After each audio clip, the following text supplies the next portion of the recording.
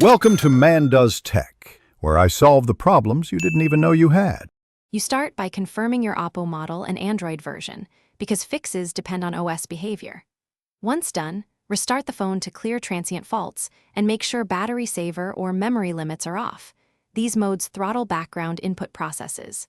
Now open Settings, then System, then Language and Input to see which keyboard is active.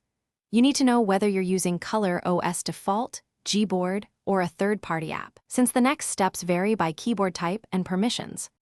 You clear the keyboard app cache and storage to remove corrupted data.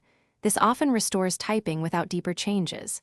Next, make sure the keyboard app is updated. If problems persist, uninstall and reinstall from Play Store or Oppo App Market, because a clean install fixes version conflicts. Also, check app permissions. Grant microphone or accessibility only if the keyboard needs them. If you changed input method, switch back and test. These steps rebuild app state and resolve common misbehavior. You escalate by booting into safe mode to see if a third-party app blocks the keyboard. If the keyboard works in safe mode, remove recent apps one by one. If that fails, back up everything and perform a factory reset, because some system-level corruption needs a fresh start. Once complete, restore selectively to avoid reintroducing the fault.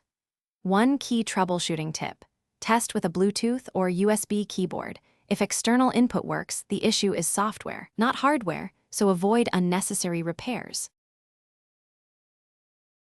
Thanks for watching. If you found this helpful, don't forget to like and subscribe.